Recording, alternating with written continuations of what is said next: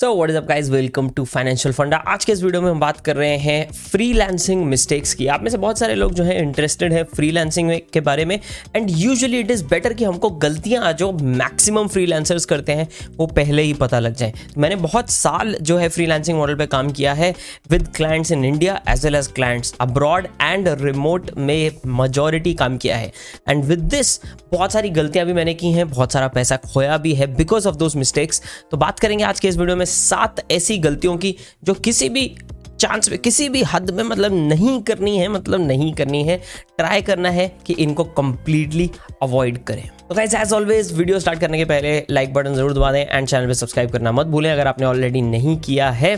तो चलिए चलते हैं पहली मिस्टेक के बारे में, या मिस्टेक की बात करेंगे जो कि है अपनी जॉब छोड़कर या अपना मेन काम छोड़कर डायरेक्ट फ्रीलांसिंग में पूरा कूद पड़ना। Now this is a mistake जो कि मेरे हिसाब से इंस्टाग्राम, यूट्यूबर्स एंड ये सब लोगों ने गलत तरीके से लोगों के दिमाग में पूरा का पूरा जो एक इमेज डाल दिया है फ्रीलांसिंग के बारे में, उसकी वजह से लोग करते हैं। तो लोग क्या करते हैं, देखते हैं वाओ ये बंदा क्या बोल रहा है, मैं 10 करोड़ कमाता हूँ, कोई अपने टैक्स रिटर्न के स्क्रीनशॉट डाल रहा है, कहीं पे कोई कुछ कर रहा है, लोगों को लगता है wow that is the life, right. What people forget is कि शायद वो बंदे को 10 साल लगे होंगे बनाने में, प्लस वो टैक्स रिटर्न में यूट्यूब का इनकम भी इंक्लूडेड है, तो वो सारी चीजें लोग भूल जाते हैं। तो यहां पर क्या इंपॉर्टेंट चीज, लोगों को लगता है यार डिजिटल नोमैड वाली लाइफ अपन जिएंगे। Are you sure, right, because that's not how things work. 4, 5, 6 लोग 10 लकी लोगों के लिए ऐसे काम करता है। इसके अलावा मैं ऐसे भी बहुत सारे so called marketing gurus and ऐसे लोगों को जानता हूं जिनका खुद का कुछ काम नहीं है, वो सिर्फ अपना कोर्स बेचते हैं, दूसरों को सिखाते हैं कि कोर्स कैसे बेचा जाए और उससे पैसा बनाते हैं, और अपने आप को एक मार्केटिंग गुरु बुलाते हैं, और कभी शायद जिंदगी में 1-2 क्लाइंट के साथ काम किया होगा और उसी रेफरेंस को आगे के आगे पेलते रहते हैं।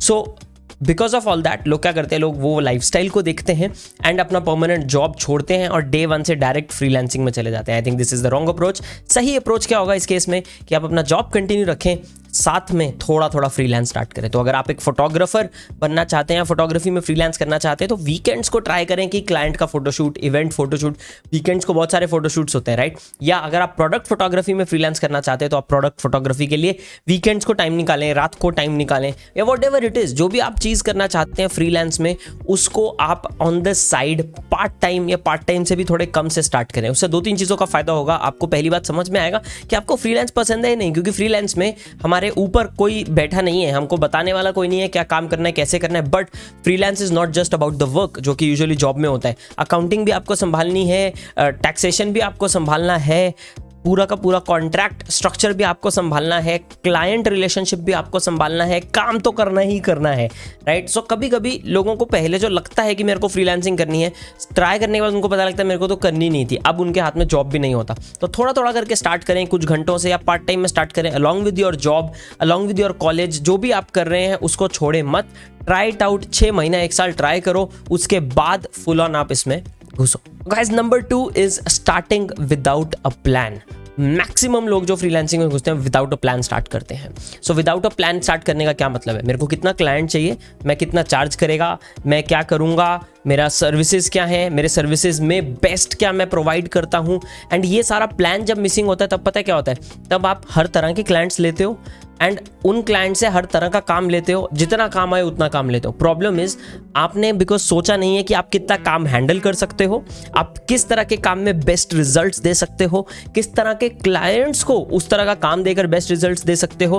प्रॉब्लम आपको ये होता है उसमें, you and up taking way more than you can, you and up taking work जिसमें आप अच्छे रिजल्ट्स नहीं लाकर दे सकते, तो आपका नाम उल्टा पढ़ने की बजाय खराब होता है, बिकॉज वो क्लाइंट 10 लोगों को बताता है अरे यार इसके साथ काम किया था, क्या दिमाग का दही किया इसने, वगैरह वगैरह वगैरह, राइट। आप मुद्दा समझ गए। Start with a plan, start with a niche, अपने सर्विसेज डिसाइड करें जिसमें आप बेस्ट रिजल्ट दे सकते हैं, पहले वहीं से स्टार्ट करें। एकदम सबको सब दे दूंगा, आने दो पैसा, ये नहीं, इस एंगल से मत करें, पूरा एक प्लान के साथ स्टार्ट करें and then you can build upon that, and आपको बहुत ज़्यादा फायदा होगा इस तरह के अप्रोच का, एज अपोज टू बहुत जो एक बड़ी कंपनीज अप्रोच लेती हैं जिनकी 100-200 लोगों की टीम होती है। Number 3 guys, ignoring the legalities. Now इसमें मैंने भी हरकत की है।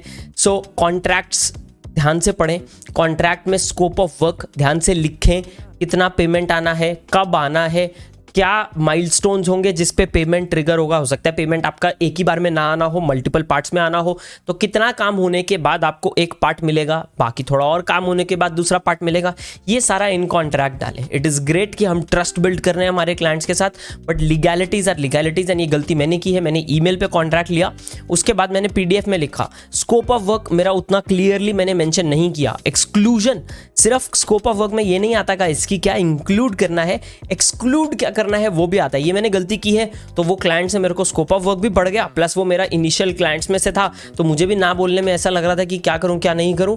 1.5 लाख रुपए का वो बिलिंग हुआ, उसमें से 6 साल पहले की ये बिलिंग है, 6 साल, मेरे को सिर्फ 40,000 रुपये आया है। I could not do anything क्योंकि मैंने एक सिंपल पीडीएफ पे लिया था, बट उसमें पेमेंट टर्म्स मैंने क्लियर नहीं किए थे। टोटल पेमेंट क्लियर किया था, payment terms were not cleared. And वो क्लाइंट का भी फिर ऐसा अप्रोच हो जाता है, घंटा जो करना है कर लो, उखाड़ना है उखाड़ लो, मैं नहीं दे रहा पैसा। एंड काम बराबर हुआ है, काम पूरा हुआ है बाय द वे। सो ऐसा नहीं है कि मैंने काम नहीं किया।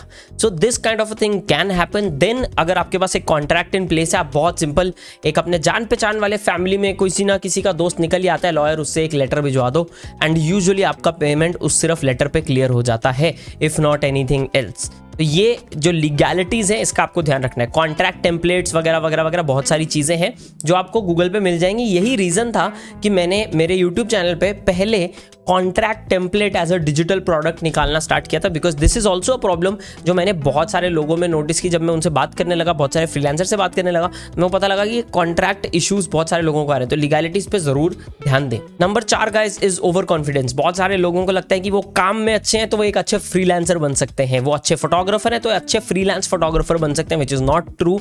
सो ओवर कॉन्फिडेंस अगर आपको आ गया तो तो ऐसी गलतियां हो सकती हैं कि आपने फोटोशूट किया और आपका मेमोरी कार्ड खराब हो गया, या आपने फोटोशूट किया और चीज़ें फोकस में नहीं आई, बट आप इतने ओवर कॉन्फिडेंट थे शूट के टाइम पे कि आप खोल के जरा जूम इन करके देख लेते कि फोकस वगैरह सही बैठ रहा है या नहीं बैठ रहा है, इस तरह की चीज़ें, राइट। बहुत सारी छोटी छोटी चीज़ें आती हैं। अब मैं फोटोग्राफर का एग्जांपल दे रहा हूँ बिकॉज ये गलती मैंने की है इवेंट में फोटोग्राफी करते करते। सो ऐसी बहुत सारी गलतियां हैं जो मैंने मार्केटिंग के साइड से भी की हैं। तो आपको आपके फील्ड के हिसाब से कुछ ऐसी गलतियां होंगी जो ओवर कॉन्फिडेंस में हो जाती हैं, वो आपको बेटर पता होगा। So please try and keep over confidence under check. हमें कॉन्फिडेंट जरूर रहना है, अदरवाइज हम क्लाइंट को बेच नहीं पाएंगे सही से। बट ओवर कॉन्फिडेंट अगर हम हो गए तो काम अफेक्ट हो सकता है, और काम अफेक्ट हो गया तो फिर बात ही खत्म। फिर ना पैसा मिलेगा, ना क्लाइंट मिलेगा, ना कुछ, ना वो यॉट में बैठने वाली डिजिटल नोमैड वाली lifestyle. Number 5 is guys being unprofessional. बहुत सारे लोग specially I really it hurts my heart to say, India में अनप्रोफेशनल होते हैं। टाइम पे मीटिंग पे नहीं आएंगे, टाइम पे मीटिंग पे जाएंगे नहीं, अगर मीटिंग रखी है नहीं करेंगे, काम टाइम पे नहीं डिलीवर करेंगे, अगर टाइम पे नहीं डिलीवर हो रहा, डिले हो रहा है तो पहले बताएंगे नहीं, लास्ट मोमेंट पे बताएंगे। क्लाइंट भी बेचारा अटक गया, दूसरा बंदा भी बेचारा अटक गया। अगर मेरे को किसी के थ्रू काम आना है और मुझे आगे क्लाइंट को फॉरवर्ड करना है, I have had this before as well, last moment तक क्यों बताना है? 24 घंटे पहले बता दो ना। आपको 24 घंटे पहले पता लग गया कि काम डिले होने वाला है, 24 घंटा पहले क्लाइंट को बता दो, यार थोड़ा सा डिले हो रहा है, 24 hours, give me another 24 hours, give me another 48 hours, and clients are just fine, right. If you are a breeze to work with, then late work is fine. अगर आपका काम अच्छा है एंड आपके साथ फ्रीक्वेंसी अच्छी बैठ रही है, आपके साथ वाइब अच्छी बैठ रही है, तो थोड़ा सा लेट काम आएगा, क्लाइंट चला लेगा, राइट।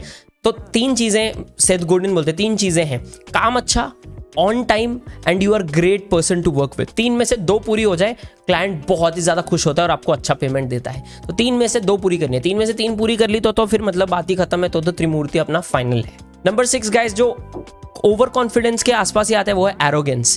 क्लाइंट्स बहुत बार बोलते हैं, यार ये नहीं चाहिए था, यार मैं तो कुछ और बोल रहा था, तुमको नहीं पता, मेरा इमेज समझो, एंड अपना बोला मेरे को पता है काम नहीं है, तेरे को पता है, राइट। मैंने नोटिस किया ऐसे बहुत लोगों ने बोला है, तेरे को क्या पता, तू तो मेरे को हायर किया ना किसी चीज़ के लिए, तो हाउ डू यू नो मोर।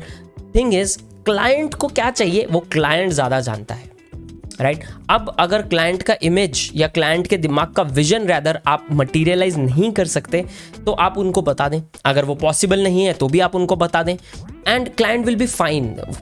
बहुत बार यू विल बी सरप्राइज्ड कि वो अपना विजन को थोड़ा सा आपके हिसाब से चेंज कर देते हैं, if you are a good person to work with. याद रहे 3 नुस्खे, त्रिमूर्ति अपनी, राइट। सो यहाँ पर बेसिकली ये मैंने भी नोटिस किया है, मेरे साथ हुआ भी है, when I was a client for someone else, it is very important कि वो एरोगेंस यहाँ पर ना दिखे, because a hint of arrogance and आपका क्लाइंट गया, एंड दैट क्लाइंट जो आपको आपके एरोगेंस के लिए छोड़ेगा, वो लाइफ भर दोबारा सोचेगा नहीं आपके साथ काम करने के लिए, लाइफ भर। सो प्लीज़ मेक श्योर कि आप क्लाइंट की बात समझ रहे हैं and you are transparent day one से। काम ले लें, हाँ देख लेंगे, देखा जाएगा, समझा दूंगा इसको कैसा करना है, मैं करके दिखा दूंगा, समझ जाएगा ये क्लाइंट, है ना।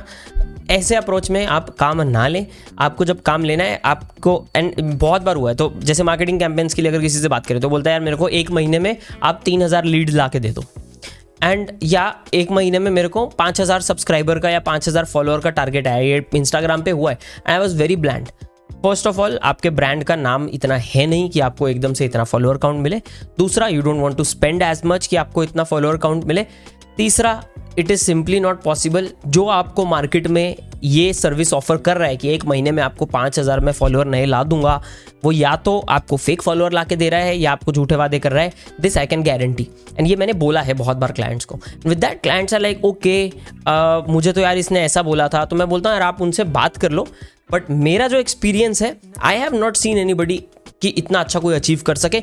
रेयर केसेस में होता है ऐसा, कभी कभी हो जाता है, लक हो जाता है, वायरल हो जाता है, fine, achievable, but it is not a science. तो ये क्लाइंट को जो मैंने बोला, उन्होंने बोला यार फिर तुमको क्या लगता है रियलिस्टिकली क्या होना चाहिए हमारा गोल।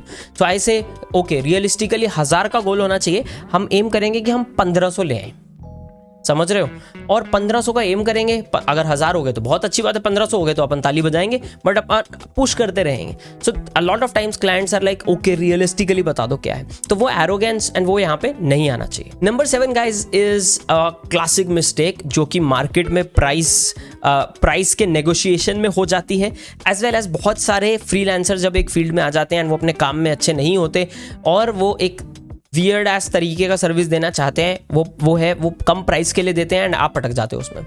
सो वर्किंग फॉर पीनट्स, एंड इसमें मेरा क्या कहना है, आई एम नॉट सेइंग कि आप फ्री में काम ना करो स्टार्टिंग में, आई एम नॉट सेइंग आप कम प्राइस के लिए काम ना करो।